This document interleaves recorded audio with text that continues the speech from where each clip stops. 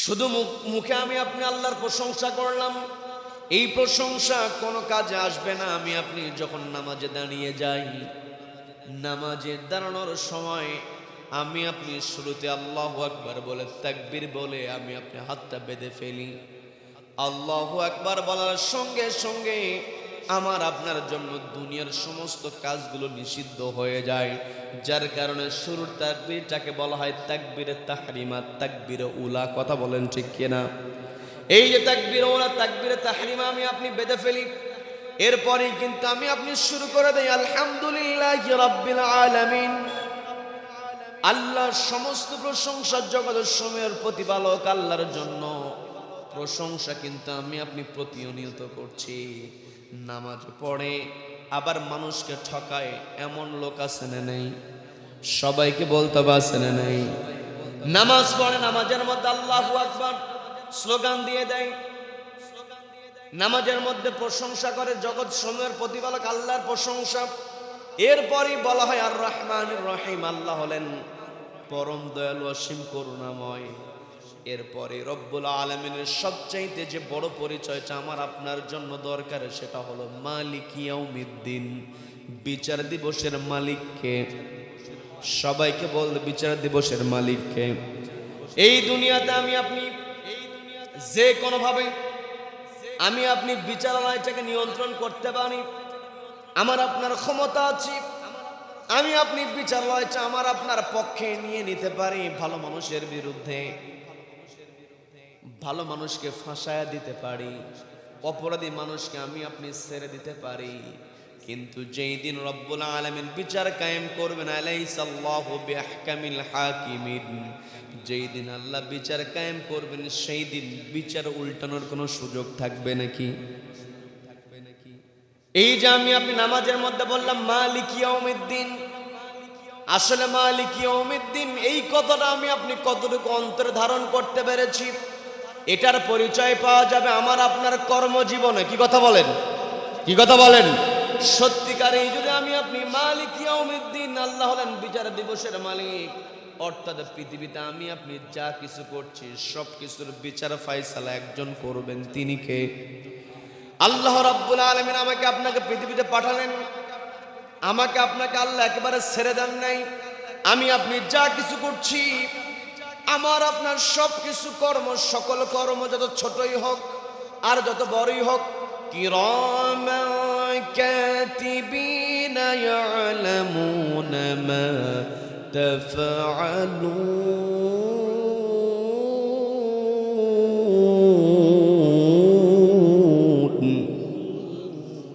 আল্লাহ রাব্বুল আলামিন আমাকে আপনাকে স্পষ্ট জানিয়ে দিলেন, সম্মানিত লেখকদ্বয়, তোমার কাঁধের উপরে বসে সব কিছু লিপিবদ্ধ, তাইরাহু তার আমলনামা, ফি উনুকিহি তার কাঁধের উপরে, অনুখরিজু লাহু আর তার আমলনামাটাকে আমি বের করব ইয়াউমাল কিয়ামাতি, কিয়ামতের কঠিন ময়দানে। তার মানে যেই দিন আল্লাহ বিচার ফয়সালা করবেন, মালিক ইয়াউমিদ্দিন, ওই বিচারের দিন আমাকে আপনাকে দাঁড়াতে হবে। আমি আপনি কোথায় কি করছি সব কিছু রেকর্ড করা হচ্ছে, ভিডিও ধারণ করা হয়। কি কথা বলেন? এই জায়গাতে তাইরাহু এর ব্যাখ্যা যদি আমি আপনি করতে চাই, বর্তমান তথ্য প্রযুক্তির আলোকে তাইরাহু আমলনামা, এর আরেকটা অর্থ আসতে পারে, সেটা হলো মেমোরি কার্ড। এই যে আমার সামনে বেশ কয়েকটা ক্যামেরা আমার দিকে তাক করে আছে, আমি যেই কথাগুলো বলছি এখান থেকে নেমে যাওয়ার পরে নতুন করে কোনো কথা ঢুকানো, আবার আমার কথা বের করে দেওয়ার কোনো সুযোগ আছে নাকি? কোনো সুযোগ নাই। হয়তো ক্যামেরাম্যান চাইলে কিছু কথা কাট করতে পারবে। কি কথা বলেন? কাট করে আলাদা করতে পারবে, কিন্তু একেবারে ভ্যানিশ করতে পারবে না।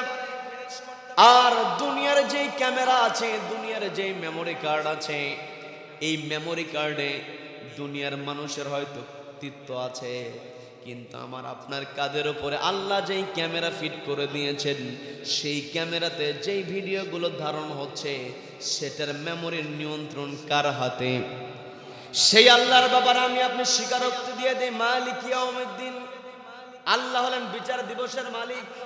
তার মানে আমি আপনি এই পৃথিবীতে সৎভাবে চলার জন্য গোটা কোরআনের সব আয়াতকে সামনে আমার আপনার রাখার হয়তো প্রয়োজন নাও হতে পারে। আমি আপনি শুধুমাত্র এই ছোট্ট আয়াত মালিক ইয়াউমিদ্দিন, আল্লাহ হলেন বিচার দিবসের মালিক, এই আয়াতটাকে যদি আমি আপনি সব সময় জেহেনের মধ্যে রাখতে পারি, শয়তান কখনো আমাকে আপনাকে দিয়ে অন্যায় কাজ করাতে পারবে না। কথা বলেন ঠিক কিনা? আমার আপনার চূড়ান্ত সিদ্ধান্ত ওই কিয়ামতের ময়দানে হবে। আমি আপনি দুনিয়াতে এই কথাটা ভুলে যাই, যার কারণে আমি আপনি দুনিয়ার সফলতার পিছনে দৌড়াই। দুনিয়ার সফলতা আমার আপনার টার্গেট হলো কেমন করে কোটিপতি হওয়া যায়, কেমন করে ব্যবসায় প্রফিট করা যায়, কেমন করে সুন্দর বাড়ি বানানো যায়, কেমন করে চেয়ারে বসে থাকা যায়, আবার চেয়ারে বসার পরে কেমন করে মরণ পর্যন্ত চেয়ারটা কাঁকড়ে ধরা যায়। এমন লোক দুনিয়াতে আছে না নেই? সবাইকে বলতে হবে আছে না নেই? যতই চেষ্টা করা হোক না কেন, এই ক্ষমতার চেয়ার সব কিছু নিয়ন্ত্রণ করছেন আল্লাহ রাব্বুল আলামিন। আমাকে আপনাকে হয়তো আল্লাহ রাব্বুল আলামিন ক্ষমতার চেয়ারে বসায়া দিতে পারেন, আবার ক্ষমতার চেয়ার থেকে টান দিয়ে নামায়া দিতে পারেন। আল্লাহর কাছে সেই ক্ষমতা আছে না নেই?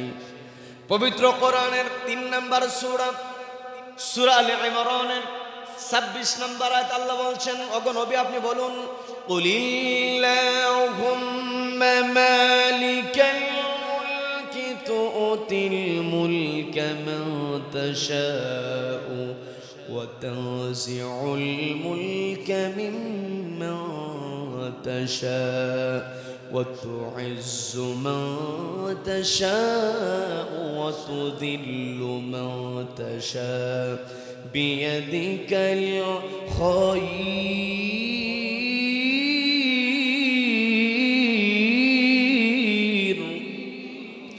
আল্লাহ বলছেন, ওগো নবী আপনি বলুন, কুল আপনি ঘোষণা দিয়ে দিন, আপনি বলতে থাকুন, আল্লাহুম্মা মালিকাল মুলক, ওগো আল্লাহ আপনি হলেন রাজত্বের মালিক। তুতিল মুলকা মা তাশা, আপনি যাকে ইচ্ছা রাজত্ব দিতে পারেন।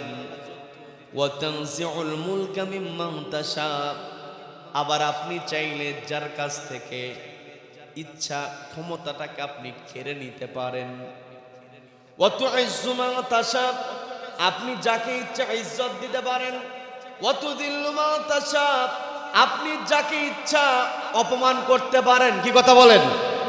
আল্লাহ রাব্বুল আলামিন যদি কাউকে ক্ষমতা থেকে নামায়া দিতে চান, আল্লাহর ক্ষেত্রে বড় কোনো শক্তির প্রয়োগ করতে হয় না। আমরা অতীত ইতিহাস থেকে জানতে পেরেছি, মূসা আলাইহিস সালাতু ওয়াস সালামকে বাধা দিয়েছিল ফেরাউন। যখনই গণকেরা বলল মূসা নামে একজন আসবে, তোমার চেয়ারটাকে নড়বড় করে দেবে, তোমাকে ক্ষমতাচ্যুত করে ফেলবে, এই কথা শোনার সঙ্গে সঙ্গে ফেরাউন এমন ষড়যন্ত্র করলো, যেখানেই মা তার পুত্র সন্তান ভূমিষ্ঠ হয়েছে, মায়ের পেট থেকে যখনই একজন পুত্র সন্তান দুনিয়াতে আগমন করেছে, ফেরাউন জানার সঙ্গে সঙ্গে বাহিনী দিয়া লক্ষ লক্ষ পুত্র সন্তানকে হত্যা করেছে। কথা বলেন ঠিক কিনা? সে চেয়েছিল, আমি তো চেয়ারে বসেছি, এই চেয়ারে আমি আর কাউকে বসতে দেব না, মরণ পর্যন্ত বসে থাকবো। আজ ওই ফেরাউন মার্কা মানুষ দুনিয়াতে আছে না নাই? সকলকে বলতে হবে আছে না নাই? ফেরাউন চেয়েছিল ক্ষমতাটাকে টিকিয়ে রাখার জন্য লক্ষ লক্ষ শিশু সন্তানকে সে হত্যা করেছে। অথচ ওয়ায়াম করুন, তারা করে ষড়যন্ত্র, ওয়ায়াম করুল্লাহ, কৌশল করেন কে? রব্বুল আলামিন এমন কৌশল করলেন, যেই ফেরাউন মূসা আলাইহিস সালাতু ওয়াস সালামের ভয়ে লক্ষ লক্ষ সন্তানকে হত্যা করেছে, রব্বুল আলামিন সেই ঘরেই মূসাকে লালন পালন করিয়েছেন। বলেন আল্লাহু আকবার। ফেরাউন যখন জানতে পারলো মূসা আলাইহিস সালাতু ওয়াস সালামের পরিচয় বুঝতে পেরেছি, মূসা আলাইহিস সালাতু ওয়াস সালামকে হত্যার পরিকল্পনা নিয়েছে, শুধুমাত্র একাকী মূসা আলাইহিস সালাতু ওয়াস সালামকে নয়, তার সমস্ত সঙ্গী সাথীদেরকে মেরে ফেলবে ষড়যন্ত্র করেছে। ওই যে তার সীমা অতিক্রম করেছে, সীমা অতিক্রম করার সঙ্গে সঙ্গে রব্বুল আলামিন বড় কোনো বাহিনী প্রেরণ করেন নাই। শক্তিশালী কোন ইউনিটকে আল্লাহ প্রেরণ করলেন না, অস্ত্রধারী কাউকে আল্লাহ পাঠালেন না। সামান্য পানির মধ্যে চুবায়া মেরে আজও মিশরের জাদুঘরে শুটকি বানিয়ে রেখেছেন। কি কথা বলেন, কি কথা বলেন? তার মানে মালিক ইয়াউমিদ্দিন, আল্লাহ হলেন বিচার দিবসের মালিক। আখিরাতে তিনি তো বিচার করবেন। দুনিয়াতে যে সেই আখিরাতের যে বিচার হবে, এই বিচার যে বাস্তবে হবে, দুনিয়াতে আল্লাহ কিছু সিমটম দেখাবেন। এই সিমটমের মধ্যে অন্যতম সিমটম হলো যারা জুলুম করবে দুনিয়াতে আল্লাহ তাদেরকে লাঞ্ছিত করবেন। কথা বলেন ঠিক কিনা? ফেরাউনকে আল্লাহ পানিতে চুবায় মারলেন। যেখানে হাজার হাজার মানুষ থাকে সেখানে পানিতে ডুবে মরার কোনো সম্ভাবনা থাকে না। কি কথা বলেন? ওই যে ফেরাউন যখন পানির মধ্যে আল্লাহ চুবিয়ে মেরেছেন, তার আশেপাশে হাজার হাজার পাইক পেয়াদা ছিল, কিন্তু ওই পাইক পেয়াদাগুলো ফেরাউনকে বাঁচাতে পারে নাই। আজও দুনিয়াতে যতই প্রত্যেকটা জায়গায় নিজের পছন্দের লোক প্রশাসনে নিয়োগ দেওয়া হোক না কেন, আল্লাহ যদি চান সবাই প্রশাসনে নিজের লোক থাকবে, তারপরও পালাতে বাধ্য হবে। কথা বলেন ঠিক কিনা? সম্মানিত ভাইয়েরা, আমার আপনার বুঝতে হবে, আল্লাহর বরত্বকে মেনে নিতে হবে। আল্লাহু আকবার শুধু মুখে বললেই হবে না। কি কথা বলেন, কি কথা বলেন? আমি আপনি ইতিহাস থেকে আরো জানতে পেরেছি, নমরুদ যখন জাতির পিতা ইব্রাহিম আলাইহিস সালাতু ওয়াস সালামকে হত্যার পরিকল্পনা নিয়েছে, আগুনের মধ্যে ফেলে দিয়েছে, নমরুদ জাতির পিতার কিছুই করতে পারে নাই। রব্বুল আলামিন সামান্য ল্যাংড়া মশা দিয়া ওই নমরুদকে দুনিয়া থেকে বিদায় করেছেন। কি কথা বলেন? আব্রাহা তার বিশাল হস্তি বাহিনী নিয়ে কাবাগর আক্রমণ করেছিল।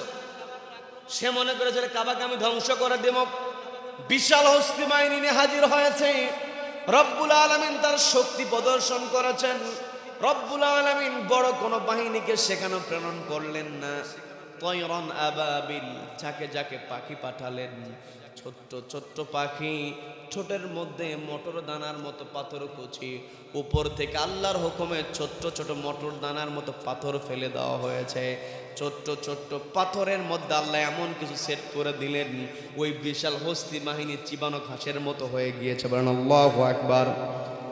যখন আবু জেহেল নবীজির বিরুদ্ধে ষড়যন্ত্র করেছে, আবু জেহেল ছিল সবচাইতে বড় চেয়ারে বসা। আবু জেহেল ছিল লিডারদেরও লিডার। কি কথা বলেন, কি কথা বলেন? নেতাদেরও নেতা ছিল আবু জেহেল। আল্লাহ রাব্বুল আলামিন ওই আবু জেহেল কি নাস্তানাবুদ করার জন্য বড় কোন মুসলিম মুজাহিদকে আল্লাহ পাঠান নাই। ওই বদরের প্রান্তরে ওই আবু জেহেলকে আল্লাহ নাস্তানাবুদ করতে দুনিয়া থেকে বিদায় করার জন্য বালক দুইজন ভাই মাআজ এবং মুআজ, দুইজনকে দিয়ে আল্লাহ ওই আবু জেহেলকে শায়েস্তা করিয়েছেন। কি কথা বলেন? আল্লাহ বোঝানোর চেষ্টা করেন, আমি তো হলাম সর্বময় ক্ষমতার অধিকারী। ইন্নাকা আলা কুল্লি শাইইন কাদির, আল্লাহ হলেন সকল ক্ষমতার উপরে সমাসীন। আল্লাহু আলা কুল্লি শাইইন কাদির, যত শক্তি আছে, যত ক্ষমতা আছে, সকল শক্তি এবং ক্ষমতার একমাত্র উৎস হলেন কে? সবাইকে বলতে উৎস হলেন কে? আল্লাহ ব্যতীত অন্য কাউকে ক্ষমতার উৎস, শক্তির উৎস বলা যাবে নাকি? সবাইকে বলতে বলা যাবে নাকি? আল্লাহ রাব্বুল আলামিন ক্ষমতাধর। আল্লাহ রাব্বুল আলামিন তার ক্ষমতা বোঝানোর জন্য বড় কোনো শক্তির প্রয়োগ আল্লাহ করেন না। আমরা দেখতে পেলাম নমরুদ মরেছে পানির মধ্যে, নমরুদ মরেছে মশার কামড়ে, ল্যাংড়া মশা দিয়ে। ফেরাউন মরেছে পানিতে চুবে।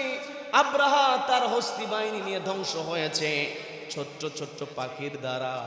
আবু জেহেল লিডারদের লিডার হওয়ার পরও বালকদের দ্বারা দুনিয়া থেকে বিদায় হয়েছে। এই বাংলাদেশে দীর্ঘদিন যে অত্যাচার করেছে, এই অত্যাচারীকেও দেশ থেকে তাড়াতে আল্লাহ কোনো বড় বাহিনীকে সামনের কাতারে দেন নাই, কোনো অস্ত্রধারী কাউকে সামনের কাতারে দিলেন না। রব্বুল আলামিন সামনের কাতারে ছাত্র জনতাকে এমন করে সেট করে দিলেন, ওই লেডি ফেরাউন পালাতে বাধ্য হয়েছে। কথা বলেন ঠিক কিনা? সম্মানিত ভাইরা, আল্লাহর ক্ষমতা আমাকে আপনাকে বুঝতে হবে। আমি যদি বুঝতে পারি তবে আমি আপনি ইমানদার হতে পারবো। কি কথা বলেন? ইমানদারের যে শর্তগুলো দরকার, পবিত্র কোরআনের বিভিন্ন জায়গায় রব্বুল আলামিন ইমানদার বান্দার, মুমিন বান্দার পরিচয় তুলে ধরেছেন। আমি আমার আলোচনার সূচনায় পবিত্র কোরআনের 8 নম্বর সূরা সূরা আনফালের 2 নম্বর আয়াতে কারিমা তেলাওয়াত করেছি। যে আয়াতে রব্বুল আলামিন ঈমানদারদের মুমিন বান্দার 3টা বৈশিষ্ট্য তুলে ধরেছেন। সবাইকে বলতে হবে কয়টা বৈশিষ্ট্য? কোরআনের বিভিন্ন জায়গায় মুমিন বান্দার বিভিন্ন বৈশিষ্ট্য আছে, সেখান থেকে আমি একটা আয়াতে কারিমা তেলাওয়াত করেছি। এই যে মুমিন বান্দা আমরা সবাই হতে চাই কি চাই না? সবাইকে বলতে হবে হতে চাই কি চাই না? মুমিন বান্দা আমরা সবাই হব। মুমিন বান্দা যদি আমরা সবাই হতে চাই, তাহলে আমাকে আপনাকে অবশ্যই মুমিন বান্দার বৈশিষ্ট্য অর্জন করতে হবে। পবিত্র কোরআনের 8 নম্বর সূরা আনফালের 2 নম্বর আয়াতে আল্লাহ রাব্বুল আলামিন মুমিন বান্দার পরিচয় সুন্দর করে তুলে ধরছেন।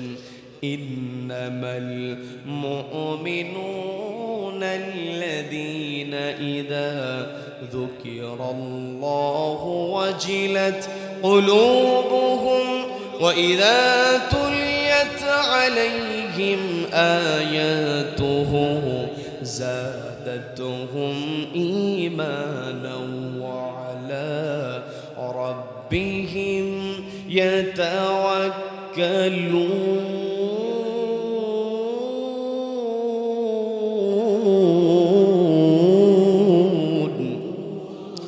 আল্লাহ স্পষ্ট বলেন ইন্নামাল মুমিনুন, তারাই হলো মুমিন আল্লাযীনা ইযা যুকিরাল্লাহ, যাদের সামনে আমি আল্লাহ আমার নাম উচ্চারিত হয়, ওয়াজিলাত কুলুবুহুম, অন্তরটা কেঁপে ওঠে। কার ভয়ে?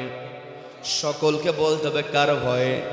তার মানে মুমিন বান্দার 1 নম্বর বৈশিষ্ট্য হলো মুমিন বান্দা একমাত্র ভয় করবে আল্লাহকে। মুমিন বান্দা একমাত্র আল্লাহকে ভয় করবে।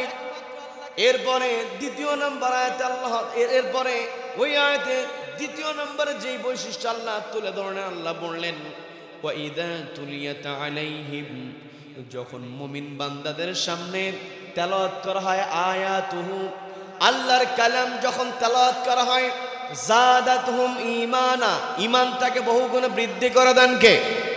তার মানে আমার আপনার ঈমান যদি থাকে, আমি আপনি যখন কোরআন শুনবো আমার আপনার ঈমান বেড়ে যাবে। বলেন না সুবহানাল্লাহ। আমার আপনার যখন ঈমান বেড়ে যাবে, 3 নম্বর বৈশিষ্ট্য আমার আপনার ভিতর অটোমেটিক চলে আসবে, সেটা হলো ওয়া আলা রাব্বিহিম ইয়াতাওয়াক্কালুন, মুমিন বান্দা সব সময় তাওয়াক্কুল করে কার উপরে? আল্লাহর উপরে। যার তাওয়াক্কুল আছে, দুনিয়ার কোন জালেম তাকে ঠেকায় রাখতে পারে না। কথা বলেন, কি কথা বলেন? খুবাইব রাদিয়াল্লাহু তাআলা আনহু, খুবাইব রাদিয়াল্লাহু তাআলা আনহুকে বন্দী অবস্থায় রেখে দেওয়া হয়েছে। বদর যুদ্ধের পরে প্রতিশোধ নেওয়ার জন্য কৌশল করে খুবাইব রাদিয়াল্লাহু তাআলা আনহুকে বন্দী অবস্থায় রেখে দেওয়া হলো। অনেক লম্বা ঘটনা, আমি বিস্তারিত ঘটনা আপনাদেরকে বলবো না। শুধু মুমিন বান্দার আল্লাহর প্রতি যে আস্থা থাকতে হয়, আল্লাহর উপরে ভরসা থাকতে হয়, এটা বোঝানোর জন্য আপনাদেরকে বলছি। সেটা হলো মুমিন বান্দারা তারা কেমন আল্লাহর প্রতি অটল থাকে। খুবাইব রাদিয়াল্লাহু তাআলাকে বন্দী অবস্থায় রেখে দেওয়া হয়েছে, খাবার সরবরাহ করা হয় না।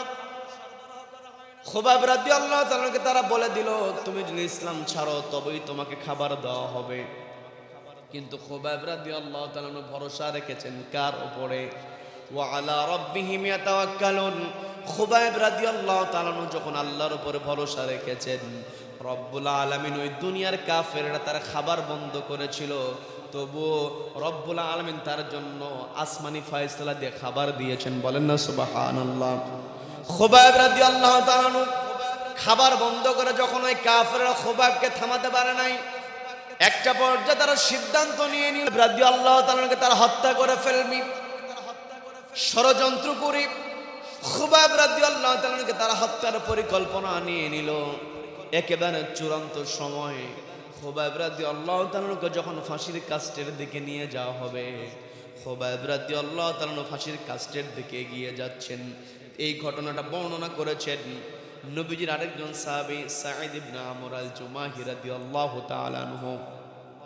তিনি বর্ণনা করছেন, আমি তো অবাক হয়েছি, তখন আমি ইসলাম কবুল করি নাই, কিন্তু আমার কাছে একটা অবাক করা বিষয় হলো, খুবাইবকে যখন ফাঁসির মঞ্চের দিকে নিয়ে যাওয়া হয়, আমি তার চেহারার দিকে তাকিয়েছিলাম।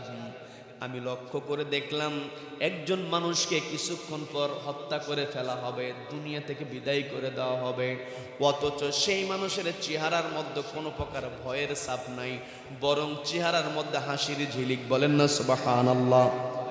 তার মানে যারা খোবায়েবের উত্তরসূরি হবে, আজও পৃথিবীতে আমরা দেখেছি এই যে বাংলাদেশি যিনি প্রসিদ্ধ কোরআনের পাখি বলার সঙ্গে সঙ্গে যার নামটা উচ্চারিত হয়ে যায় তিনি হলেন আল্লামা শহীদ দেলোয়ার হোসেন সাঈদী রাহমাতুল্লাহ আলাইহি। কথা বলেন ঠিক কিনা? দেলোয়ার হোসেন সাঈদী রাহিমাহুল্লাহ, তাকে যখন তারা 13 বছর বন্দী অবস্থায় রেখে দিল, দীর্ঘদিন তিনি বন্দী অবস্থায় ছিলেন। তার বয়স ছিল 83 বছর বয়স হয়েছিল তার মৃত্যুর দিন পর্যন্ত। এই জায়গায় আমরা এতগুলো মানুষ আছি, খুঁজলেও 83 বছর মানুষ খুঁজে পাওয়াই কঠিন, থাকলেও দু একজন। কি কথা বলেন? কি কথা বলেন? 83 বছর বয়সে মানুষ এমনিতেই কাবু হয়ে যায়, কাহিল হয়ে যায়। কিন্তু আমার আপনার প্রাণের স্পন্দন যিনি, কোরআনের পাখি হিসাবে যাকে আমরা চিনি, তাকে দীর্ঘ 13টা বছর বন্দী অবস্থায় রেখে দেওয়া হয়েছে। শেষ পর্যন্ত ওরা বন্দি রেখেই ক্ষান্ত হয় নাই, আমাদের কোরআনের পাখিকে ইনজেকশন পুশ করে তারা হত্যা করেছে। কি কথা বলেন? কি কথা বলেন? ওই হত্যার পরিকল্পনার অংশ হিসাবে জেলখানা থেকে যখন অ্যাম্বুলেন্সে করে হসপিটালে আনা হলো, আপনারা জানেন, কিন্তু আমি আপনাদেরকে বোঝানোর জন্য এই কথাটা বলার কারণ হলো, আমার আপনার বৈশিষ্ট্য অর্জন করতে হবে। সব সময় আমরা তাওয়াক্কুল করব কার উপরে? সবাইকে বলতে হবে কার উপরে? আল্লাহর উপরে। যদি আমি আপনি তাওয়াক্কুল করতে পারি, তবে আমার আপনার চেহারা থেকে কেউ হাসি কেড়ে নিতে পারবে না। আমাদের কোরআনের পাখিকে যখন অ্যাম্বুলেন্স থেকে নামানো হলো, বয়সের ভারে তিনি নুজ্জ হয়ে গিয়েছেন। অন্যের কাদের উপরে ভর দিয়ে তিনি অ্যাম্বুলেন্স থেকে নামলেন। খেয়াল করে দেখবেন, বোঝানোর জন্য বলছি, অ্যাম্বুলেন্স থেকে নামার পরে তার সামনে উপস্থিত যারা ছিল সবাইকে লক্ষ্য করে তিনি একটা সালাম দিলেন। সালাম দেওয়ার পরে সবাইকে লক্ষ্য করে তিনি যে হাসিটা দিয়েছিলেন, কিয়ামত পর্যন্ত এই বাংলাদেশের যারা আল্লাহর উপরে তাওয়াক্কুল করবে, গোটা দুনিয়াতে যারা আল্লাহর উপরে তাওয়াক্কুল করবে, ওই কোরআনের পাখির শেষ হাসিটা হলো তাদের জন্য অনুপ্রেরণা। কথা বলেন ঠিক কিনা? আমার আপনার অবশ্যই কুনু মা'আস সাদিকিন, যারা সত্য কথা বলে তাদের সঙ্গে আমার আপনার থাকতে হবে। বলে দিয়েছেন কে? আজও পৃথিবীতে আমি আপনি যদি সম্মান নিয়ে থাকতে চাই, আমাকে আপনাকে সত্যবাদী হতে হবে। আমি আপনি মিথ্যা কথা বলে আমি আপনি জোর প্রয়োগ করে হয়তো সম্মান আদায় করতে পারবো, কিন্তু এই সম্মানটা টেকসই হয় না। আমার দেশে কত নেতাদেরকে দেখলাম জোর করে সম্মান নিয়েছে, এমন ঘটনা দেখেছি পোস্টারে নাম লেখা হয় নাই, নাম না লেখার কারণে জোর করে পোস্টারের নাম ইনক্লুড করেছে।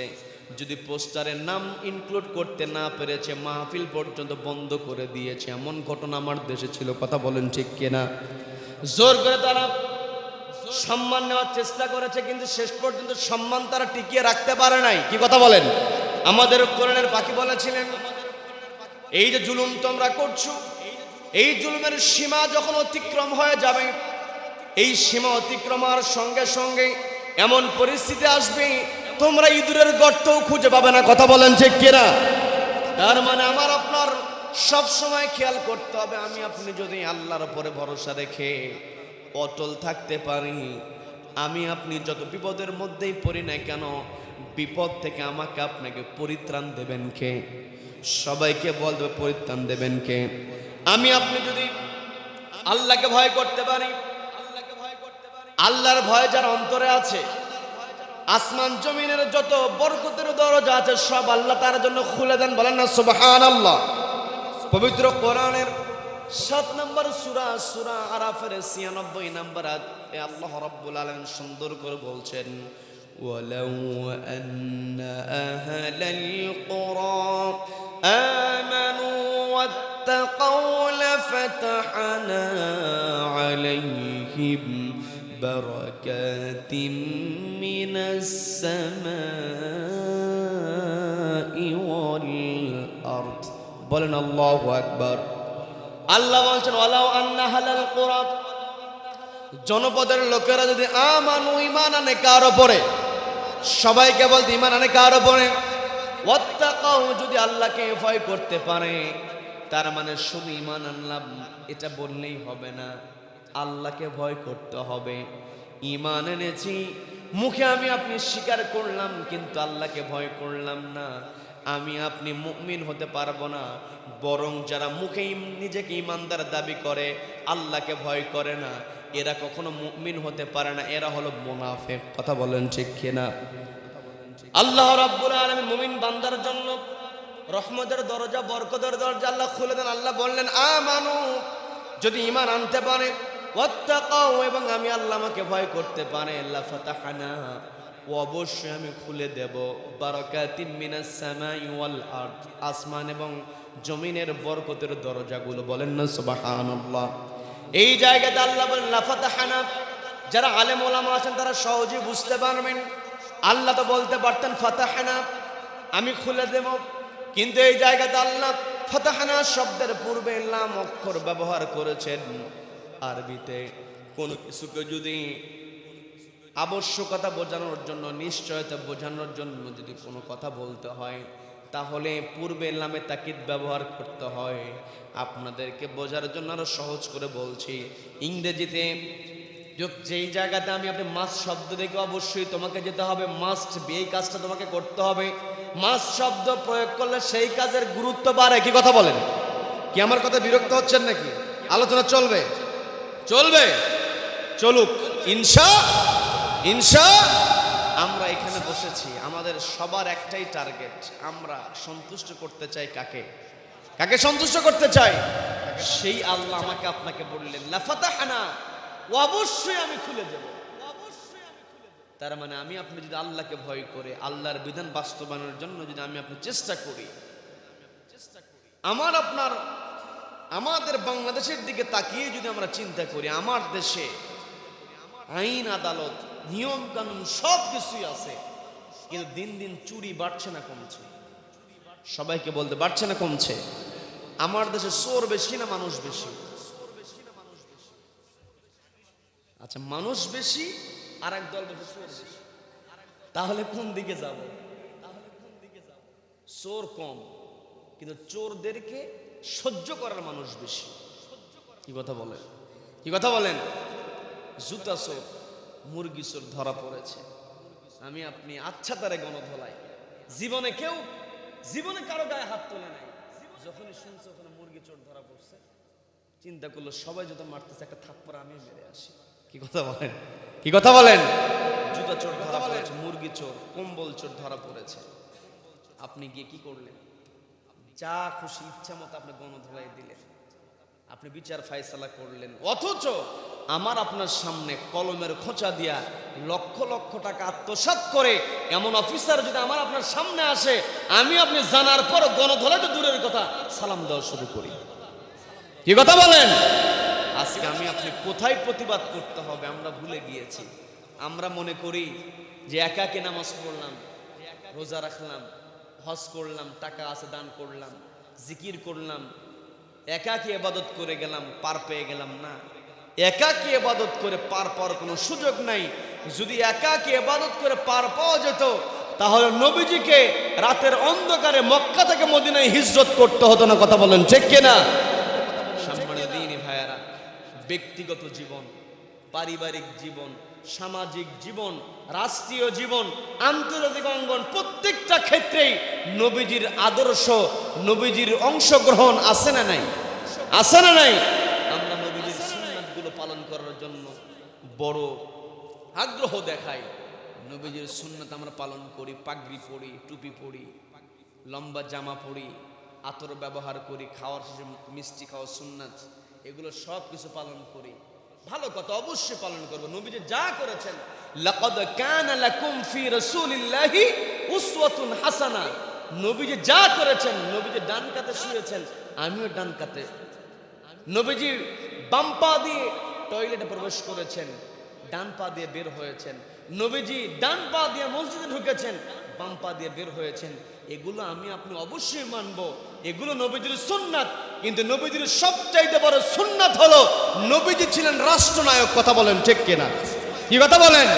আমি আপনি সব সুন্নাত পালন করতে আমি আপনি রাজি হয়ে যাই, কিন্তু রাষ্ট্রনায়ক হওয়ার জন্য কতটুকু আমি আপনি দায়িত্ব পালন করলাম ওই সুন্নাতের ক্ষেত্রে আমার খবর নেই। কি কথা বলেন? নবীজির সাহাবীরা নবীজিকে রাষ্ট্রনায়ক হওয়ার জন্য তাদের জীবন পর্যন্ত বিলিয়ে দিয়েছেন। কি কথা বলেন? কি কথা বলেন? সম্মানিত ভাইরা, আমাকে আপনাকে আল্লাহ রাব্বুল আলামিন পৃথিবীতে প্রেরণ করেছেন। আমরা হলাম সর্বশ্রেষ্ঠ সৃষ্টি। যত সৃষ্টি আছে সকল সৃষ্টির মধ্যে রব্বুল আলামিন আমাকে আপনাকে শ্রেষ্ঠ বানালেন। শ্রেষ্ঠ হতে হলে আলাদা কিছু বৈশিষ্ট্য থাকতে হয়। কি কথা বলেন? যেই ব্যক্তি শ্রেষ্ঠ হবে সেই ব্যক্তির মধ্যে আলাদা কিছু গুণ থাকবে, আলাদা দায়িত্ব থাকবে। কি কথা বলেন? কি কথা বলেন? আমার আপনার দায়িত্ব হলো আমার আপনার ব্যাপারে পৃথিবীতে আমাকে আপনাকে আল্লাহ রাব্বুল আলামিন প্রেরণ করবেন, মানব জাতিকে পাঠাবেন। এটার জন্য ফেরেশতাদেরকে নিয়ে আল্লাহ বৈঠক করছেন। ফেরেশতাদেরকে ডাক দিয়ে বলেন, আমার ফেরেশতারা, ইন্নী জাইলু ফিল আরদি খলিফা, আমি পৃথিবীতে আমার প্রতিনিধি প্রেরণ করব, পৃথিবীতে আমার প্রতিনিধি আমি প্রেরণ করব। এই কথা বলার সঙ্গে সঙ্গে ফেরেশতারা তারা জবাব দিয়ে বলছেন, ক্বালু আতাজআলু ফিহা মান ইউফসিদু ফিহা ওয়া ইয়াসফিকুদ দিমা। ওগো আল্লাহ, আপনি কি পৃথিবীতে এমন কাউকে পাঠাবেন যারা পৃথিবীতে গিয়ে ফাসাদ তৈরি করবে, রক্ত ঝরাবে? অথচ আনাহনু মুসাব্বিহু বিহামদিকা ওয়া নুকদ্দিসু লাক, আমরাই তো আপনার ইবাদত করি, আমরাই আপনার কৃতজ্ঞতা আদায় করি। সরাসরি কিন্তু ফেরেশতারা আমাদের বিরুদ্ধে ভোট দেয় নাই, কিন্তু কথার দ্বারা বোঝা গিয়েছে পৃথিবীতে মানুষ প্রেরণ করলে তারা তো ফিতনা ফাসাদ করতে পারে। আপনি তো তাদেরকে ইবাদতের উদ্দেশ্যে প্রেরণ করবেন, আর আমরাই তো ইবাদত করি।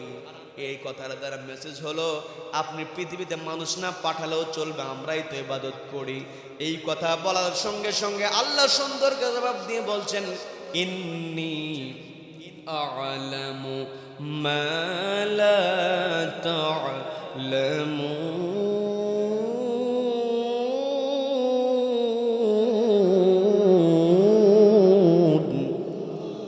আল্লাহ রাব্বুল আলামিন ফেরেশতাদেরকে বললেন, আমি যা জানি তোমরা তা জানো না। তার মানে এই পৃথিবীতে মানুষকে যখন সৃষ্টি করা হয়েছে সেই দিন পৃথিবী সৃষ্টির পূর্ণতা পেয়েছে। বলেন আল্লাহু আকবার। যতদিন পর্যন্ত এই পৃথিবীতে মানুষকে পাঠানো হয় নাই ততদিন পর্যন্ত পৃথিবী সৃষ্টির পূর্ণতা পায় না। এটা আমার কথা নয়, পবিত্র কোরআনের 2 নম্বর সূরা আয়াত নাম্বার হলো 29। আল্লাহ রাব্বুল আলামিন স্পষ্ট বললেন, হুয়াল্লাযী খালাকালাকুম মা ফিল আরদি জামিআ। হুয়াল্লাযী, তিনি হলেন সেই মহান সত্তা, খালাকালাকুম, যিনি তোমাদের জন্য তৈরি করেছেন, মা ফিল আরদি জামিআ, দুনিয়াতে যা কিছু আছে সব কিছু তোমাদের জন্য তৈরি করা হয়েছে। তার মানে পৃথিবীর যা যা আছে সব কিছু আমার আপনার জন্য তৈরি করেছেন কে? সবাইকে বলবো, তৈরি করেছেন কে? তার মানে আমার আপনার জন্য আল্লাহ তৈরি করলেন। আমাকে আপনাকে যদি তৈরি না করেন তাহলে সেই তৈরির উদ্দেশ্য বাস্তবায়িত হবে নাকি? এই কথার দ্বারা স্পষ্ট হয়ে যায় এই পৃথিবীতে আল্লাহ রাব্বুল আলামিন আমাকে আপনাকে পাঠালেন। আমার আপনার জন্য যা যা দরকার রব্বুল আলামিন সবকিছু আমাকে আপনাকে দিয়েছেন। এত এত নিয়ামত আল্লাহ আমাকে আপনাকে দিয়েছেন। আমি আপনি যদি আল্লাহর নিয়ামতের গণনা শুরু করি, নিয়ামতের গণনা শুরু করে শেষ করতে পারবো নাকি? সবাইকে বলতে পারবো নাকি? আল্লাহ সেই কথা বললেন, ওয়া ইন তাউদ্দু নি'মাতাল্লাহি লা তুহসুহা ইন্নাল্লাহা লাগফুরুর রহিম।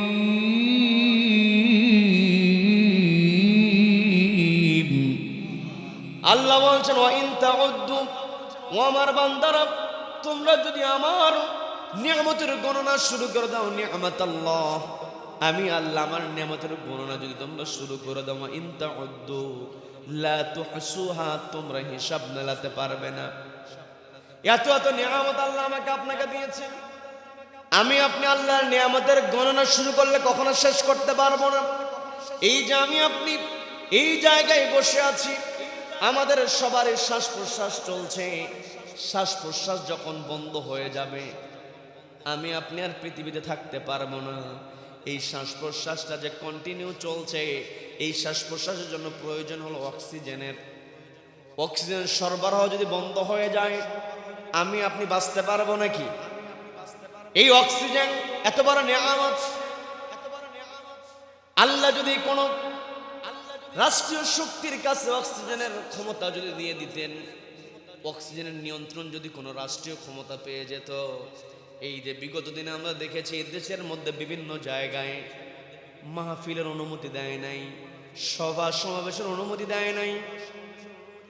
যদি অক্সিজেনের নিয়ন্ত্রণ ওদের হাতে থাকতো, ক্ষমতাধরদের হাতে যদি অক্সিজেনের নিয়ন্ত্রণ থাকতো, ওরা ঠিকই অনুমতি দিয়ে দিত।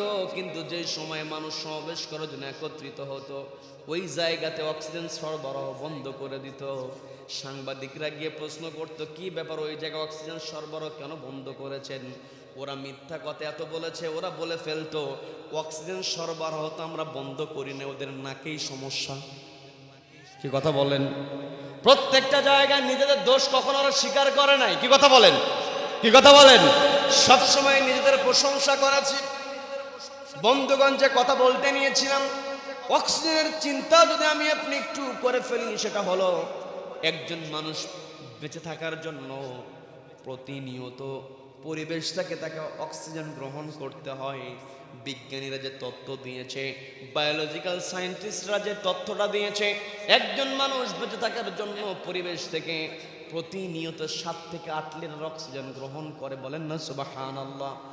এখন প্রতিনিয়ত যদি 7 থেকে 8 লিটার অক্সিজেন গ্রহণ করে, তাহলে 24 ঘন্টায় একজন মানুষকে দৈনিক 10 থেকে 11,500 লিটার অক্সিজেন গ্রহণ করতে হয়। আবার এই যে হাজার হাজার লিটার অক্সিজেন আমার আপনার দেহের মধ্যে যদি ঢুকে যায়, আমি আপনি আবার অসুস্থ হয়ে যাব। যার কারণে এই হাজার হাজার লিটার অক্সিজেন থেকে মাত্র 500 লিটার অক্সিজেন সেকে শরীরের মধ্যে ঢোকানোর জন্য রেসপিরেটরি সিস্টেমে ছাঁকনির ব্যবস্থা করে দিয়েছেন কে? সবাইকে বলতে ব্যবস্থাটা করে দিয়েছেন কে? এই যে হাজার হাজার অক্সিজেন আমি আপনি নষ্ট করছি, এর মধ্য থেকে মাত্র 500 লিটার অক্সিজেন প্রতিনিয়ত আমি আপনি দেহের মধ্যে ঢুকায় ফেলছি। আমাকে আপনাকে আল্লাহ এই মুহূর্তে যদি ধরে ফেলেন, এই জায়গাতে আমি ছোট মানুষকে দেখতে পাচ্ছি 7 থেকে 8 বছর, আবার দাড়ি পাকা মুরব্বী, আবার যুবক ভাই, তরুণ ভাই, কিশোর ভাই, বিভিন্ন বয়সী মানুষ আছে।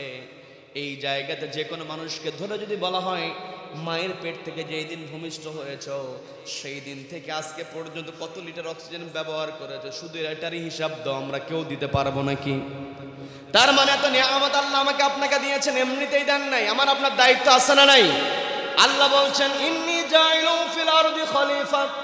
ও আমার বান্দারা, তোমরা বুঝে নাও, ফেরেশতাদের সঙ্গে আমি পরামর্শ করতে গিয়ে বলেছিলাম, ইন্নী জাইলুন ফিল আরদি খলিফা, জমিনে আমি প্রতিনিধি প্রেরণ করব। তার মানে এই পৃথিবীতে আমরা হলাম আল্লাহর পাঠানো প্রতিনিধি। কি কথা বলেন? এই প্রতিনিধিত্বের দায়িত্ব আমাকে আপনাকে পালন করতে হবে। খেলাফতের দায়িত্ব আল্লাহ আমাকে আপনাকে দিয়েছেন, এটা অস্বীকার করার কোনো উপায় আছে নাকি? খেলাফতের দায়িত্ব হলো আমাকে আপনাকে কাজ করতে হবে কার সন্তুষ্টির জন্য? সবাইকে বলতে হবে কার সন্তুষ্টির জন্য? আমার আপনার কাজটা কি হবে? রব্বুল আলামিন সুন্দর করে পবিত্র কোরআনের 3 নম্বর সূরা, সূরা আলে ইমরানের 110 নম্বর আয়াত আল্লাহ বলছেন, কুনতুম খায়রা উম্মাতিন উখরিজাত লিন-নাসি তা'মুরুনা বিল মা'রুফি ওয়া তানহাউনা আনিল মুনকারি ওয়া তু'মিনুনা বিল্লাহ।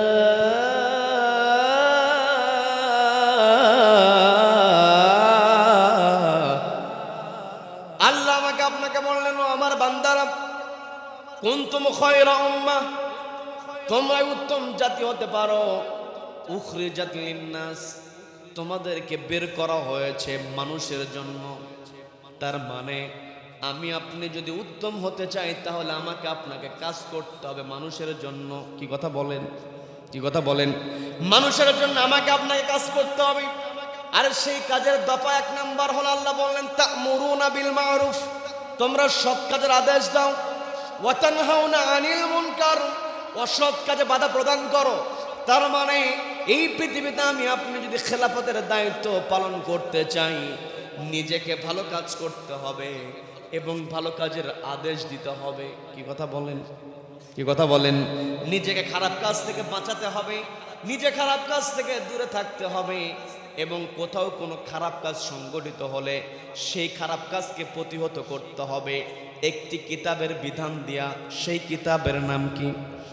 সবাইকে বলতে হবে কিতাবের নাম কি? একটু আগে আমি বলেছিলাম আমার আপনার চোখের সামনে যখন মুরগি চোর জুতা চোর ধরা পড়ে যায় আমি আপনি শাস্তির ব্যবস্থা করি, কিন্তু কলমের খোঁচা দিয়া লক্ষ লক্ষ টাকা আত্মসাৎ করে এমন অফিসারদের কোনো বিচার হয় না। আজকে যদি আমি আপনি কোরআনের বিধানের আলোকে ওয়া তানহাউনা আনিল মুনকার, অসৎ কাজে বাধা প্রদান করতে পারতাম, আজকে যদি সমাজ থেকে চুরি নামক খারাপ কাজকে বন্ধ করতে চাইতাম, আমি আপনি যদি এই রাষ্ট্রের মধ্যে আদালতে যদি কোরআনের বিধান বাস্তবায়ন করতে পারতাম, যখন কোন অফিসার কলমের খোঁচা দিয়া লক্ষ লক্ষ টাকা আত্মসাৎ করত, এই কোরআনের বিধানের আলোকে রায়টা চলে আসতো ফাকতু আইদিয়াহুমা, চুরি করলে পুরুষ হোক আর নারী হোক, চুরি করেছে প্রমাণিত হলে হাত কেটে দাও। বিধানটা দিয়েছেন কে? একটা অফিসারের হাত যদি ওই বাইতুল মোকাররমের সামনে অথবা দেশের সর্বোচ্চ আদালত সুপ্রিম কোর্টের সামনে একটা ওই চুরি করা অফিসারের হাত যদি কেটে দেওয়া হতো, বাকি অফিসারগুলো এমনিতেই সোজা হয়ে যেত। কথা বলেন ঠিক কিনা? আমার দেশে চাঁদাবাজি আছে না নেই? সবাইকে বলতে পারছে না নেই? এই যে আলু আবাদ হয়, বগুড়া অঞ্চল থেকে আলু চলে আসে আপনাদের সিলেট অঞ্চলে, ওখান থেকে আলু কিনে নিয়ে আসা হয় 20 টাকা কেজি। আপনাদের সিলেটে আস্তে আস্তে সেটার কেজি হয়ে যায় 70 টাকা কেজি। কি কথা বলেন? কি কথা বলেন? এই যে আলু জমি থেকে কেনা হয়েছে 20 টাকা, মাঝখানে যে অতিরিক্ত 50 টাকা যুক্ত হয়েছে, এটা শুধুমাত্র পরিবহন খরচ নয়, পথের মধ্যে চাঁদাবাজি আছে। কি কথা বলেন? কি কথা বলেন? এই যে চাঁদাবাজি যারা করে এরা হলো সবচাইতে বড় ফাসাদ সৃষ্টিকারী। কি কথা বলেন? আর যারা জমিনে ফাসাদ তৈরি করবে, সূরা মায়েদার মধ্যে আল্লাহ স্পষ্ট বলে দিয়ে দিলেন, যারা জমিনে সন্ত্রাসী কাজ কর্মকাণ্ড করবে, ফাসাদ তৈরি করবে, তাদের বিপরীত হাত পা কেটে দাও। অর্থাৎ ডান হাত বাম পা অথবা বাম হাত ডান পা কেটে দাও। একটা চাঁদাবাজের হাত যদি কেটে দেওয়া হতো, পা যদি কেটে দেওয়া হতো, দেশের বাকি চাঁদাবাজগুলো আল্লাহওয়ালা হয়ে যেত। কথা বলেন ঠিক কিনা? আজকে এই কথাগুলো বললেই হুজুরেরা খারাপ হয়ে যায়। কি কথা বলেন? কি কথা বলেন? যতই হুজুরদেরকে গালিগালাজ করা হোক না কেন, পৃথিবীর সমস্ত হুজুরদের যিনি লিডার হলেন রাহমাতুল লিল আলামিন, সাইয়্যিদুল মুরসালিন, নবী মুকাররম জনাব মুহাম্মদুর রাসূলুল্লাহ সাল্লাল্লাহু আলাইহি ওয়াসাল্লাম, নবী যখন ওই কাফেরদের অন্যায়ের বিরুদ্ধে কথা বললেন, কাফেরদের জুলুমের বিরুদ্ধে যখন নবীজি কথা বললেন, নবীজিকেও গালি শুনতে হয়েছে। নবীজিকে গালিগালাজ করে এমনকি নবীজিকে বন্দি অবস্থায় রেখে দিয়ে ওরা নবীজিকে থামাতে পারে নাই। পৃথিবীর ইতিহাসে ওরা আস্থা করে নিক্ষিপ্ত হয়েছে। কথা বলেন ঠিক কিনা? আজও পৃথিবীতে যারা আলেম ওলামাদেরকে গালিগালাজ করবে, এরাও ইতিহাসের আস্থা করে নিক্ষিপ্ত হবে। কি কথা বলেন? কাজে আমাকে আপনাকে আল্লাহর জামিন আল্লাহ রাব্বুল আলামিন আমাকে আপনাকে পাঠিয়েছেন। আমার আপনার দায়িত্ব হলো খেলাফতের দায়িত্ব পালন করতে হবে। খেলাফতের দায়িত্ব হলো আমাকে আপনাকে সৎ কাজের আদেশ দিতে হবে, অসৎ কাজে বাধা প্রদান করতে হবে। আবার আল্লাহ রাব্বুল আলামিন সূরা সফের মধ্যে ঈমানদারদেরকে ডাক দিলেন। সূরা সফের 10 নম্বর আয়াত আল্লাহ ঈমানদারদেরকে ডাক দিয়ে বলছেন, ইয়া আইয়ুহাল্লাযীনা আমানু হাল আদুল্লুকুম আলা তিজারাতিন তুনজিকুম মিন আযাবিন আলীম।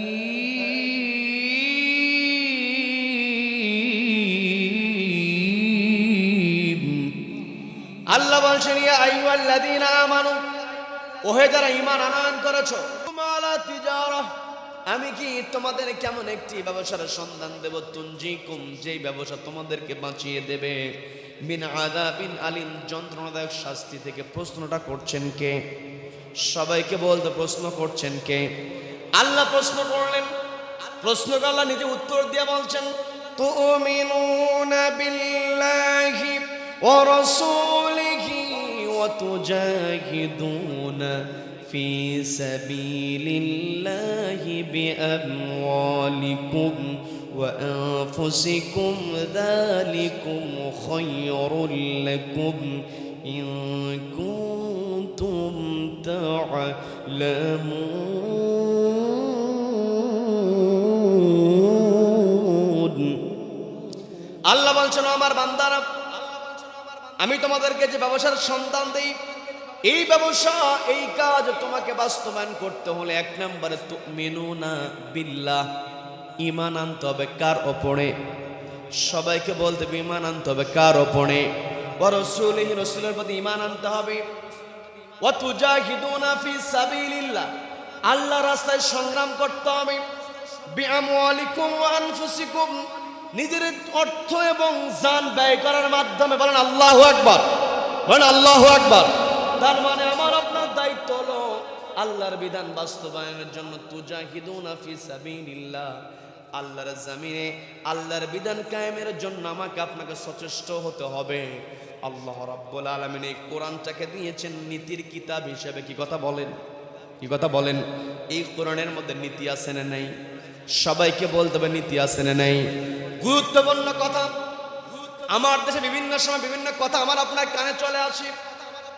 যখন আমি আপনি বড় কোন হাঁস দেখে ফেলি, যেই জাতের হাঁসটা বড় হয়, ওই হাঁসটাকে আমরা বলি রাজহাঁস। কি কথা বলেন? কি কথা বলেন?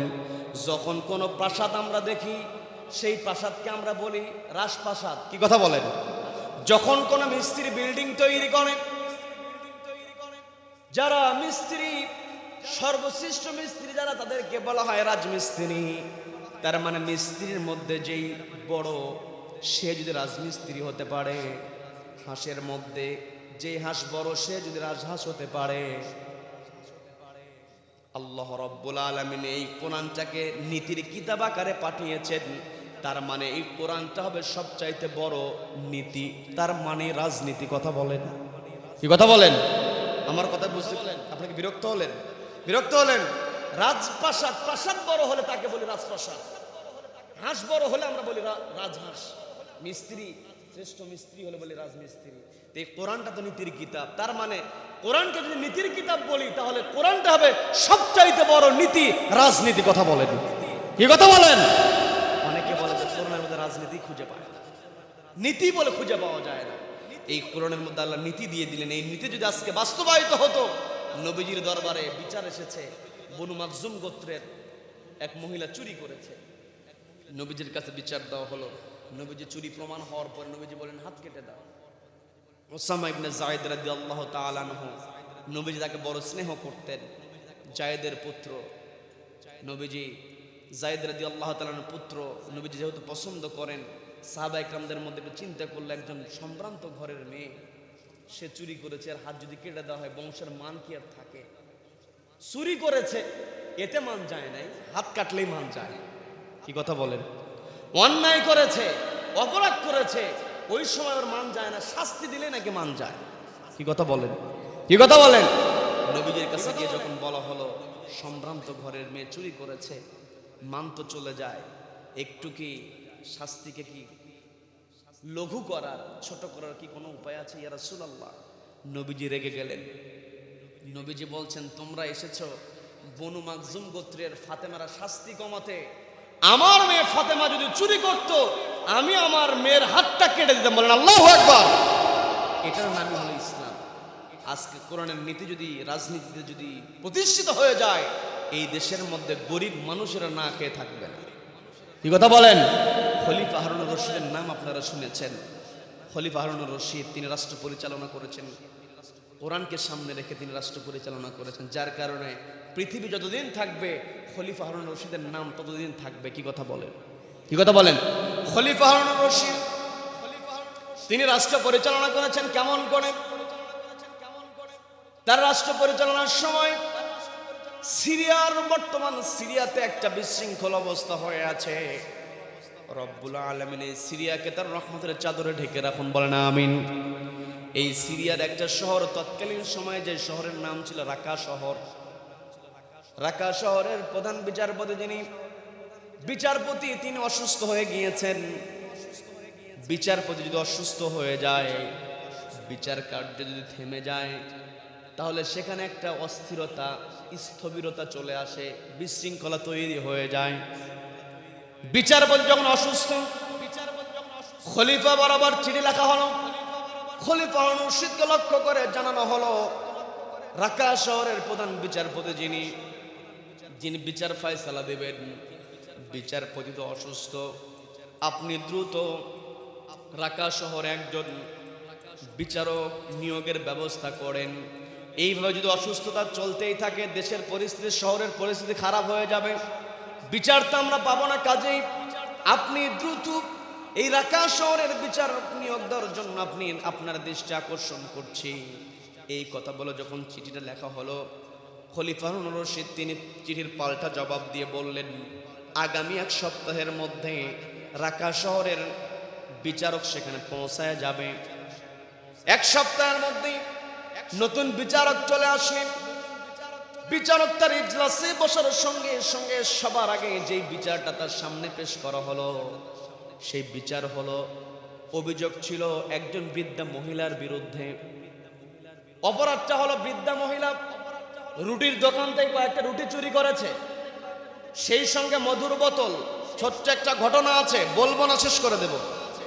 বলবো, রুটির দোকানে যখন রুটি চুরি করেছে বৃদ্ধা মহিলা, মধুর বোতল চুরি করেছে, বৃদ্ধা মহিলা চুরির অভিযোগে অভিযুক্ত হয়েছে।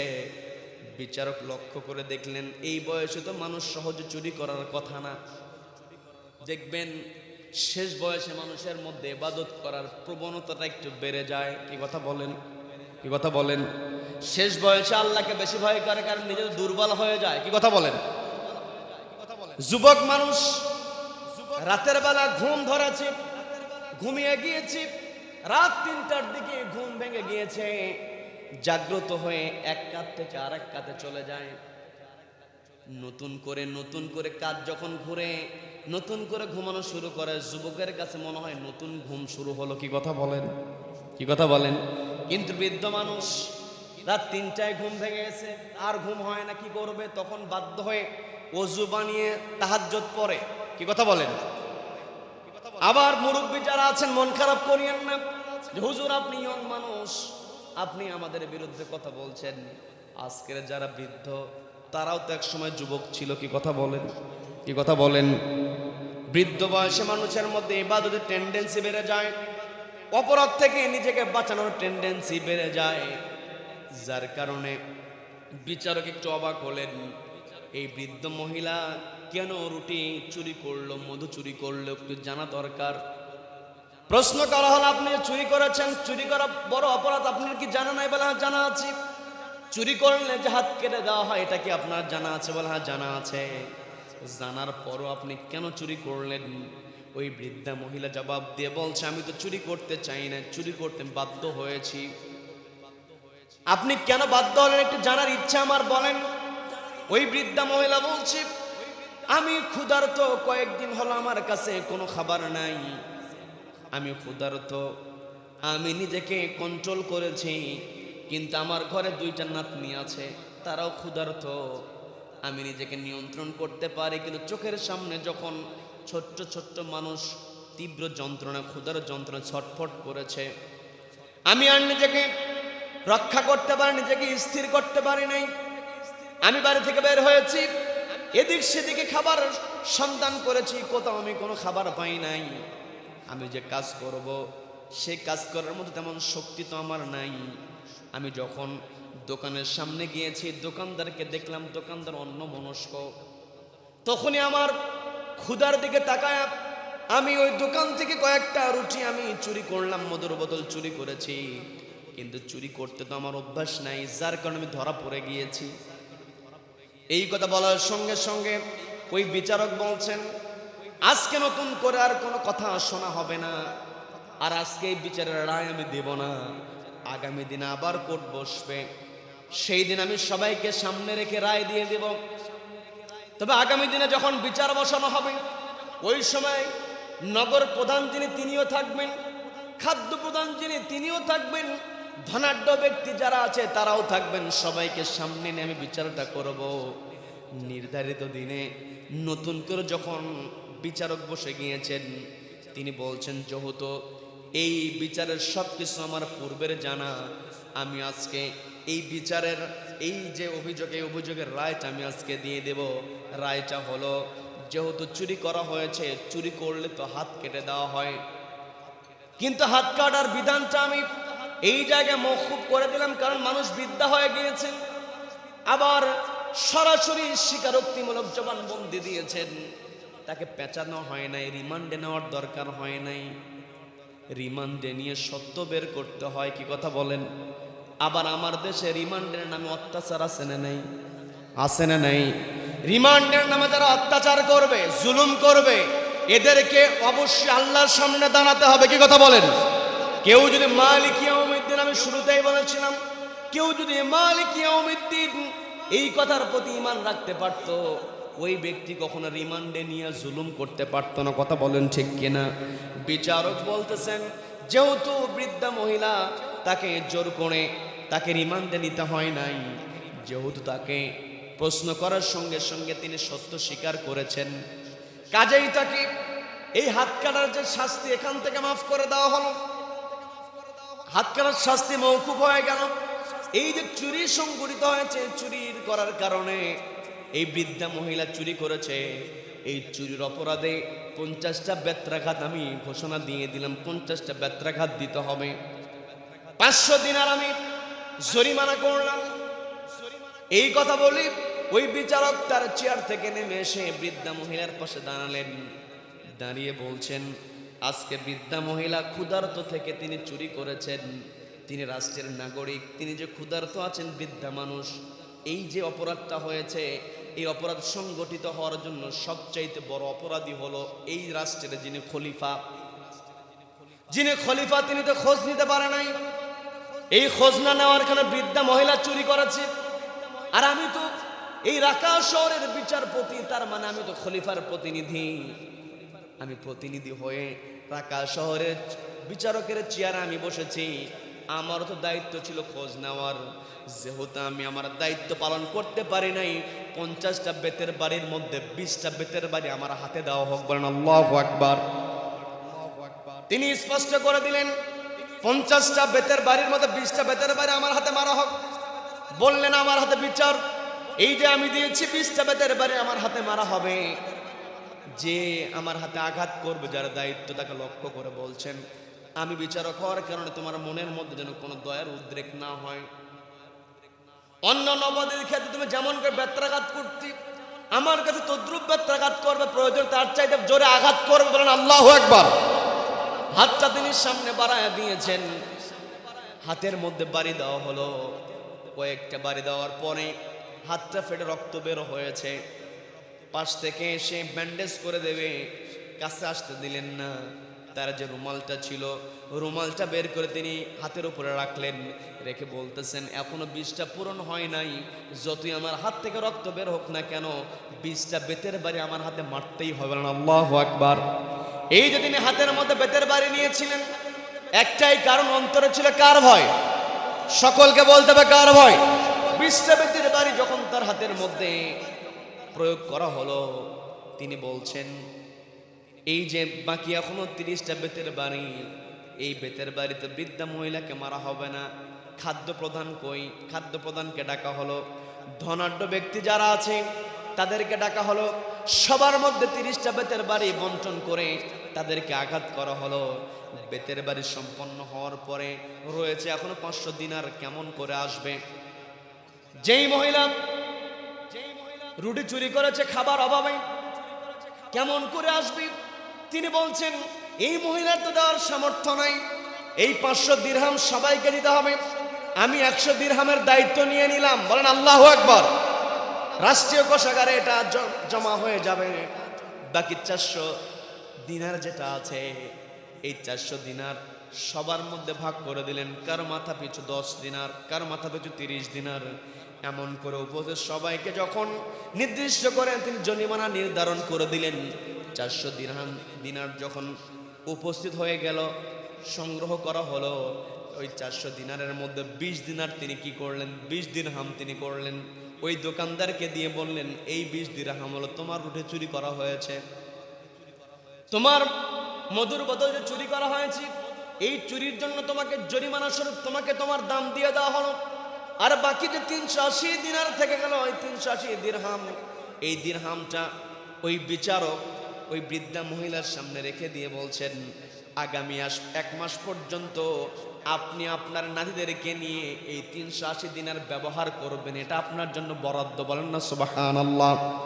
এই কথা বলে ওই বিচারক বৃদ্ধা মহিলার সামনে হাত জোড় করে বলছেন, আমি তো এই রাকা শহরের বিচারপতির দায়িত্ব আমি পালন করছি, আমার তো দায়িত্ব পালন করা হয় নাই, আমি তো অপরাধী হয়ে গিয়েছি, এই বিচারের চেয়ারকে আমি কলঙ্কিত করেছি, আমি যে আপনার খোঁজটা নিতে পারি নাই, আপনার কাছে আমি ক্ষমা প্রার্থনা করি।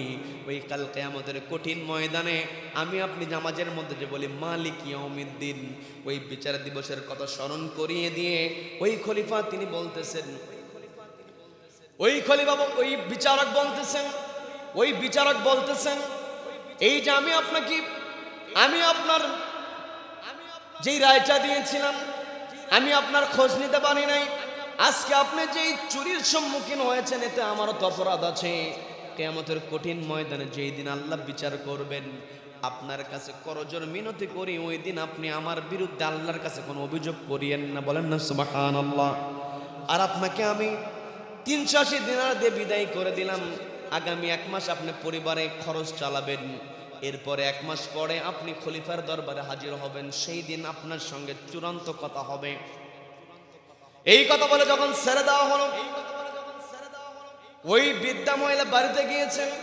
1 মাস পরে বৃদ্ধা মহিলা ওই বিচারকের আসনে যিনি ছিলেন তার অর্ডার অনুযায়ী যখন খলিফার প্রাসাদে যখন প্রবেশ করলেন, দরবারে যখন প্রবেশ করলেন, প্রবেশ করেই তিনি লক্ষ্য করে দেখলেন, চমকে উঠলেন, আজ থেকে 1 মাস পূর্বে যেই বিচারক আমার অপরাধের কারণে নিজের হাতে বেতের বাড়ি নিয়েছিল, সেই বিচারক আর কেউ নয়, ওই খলিফার চেয়ারে যিনি বসে আছেন তিনিই হলেন সেই বিচারক। বলেন আল্লাহু আকবার।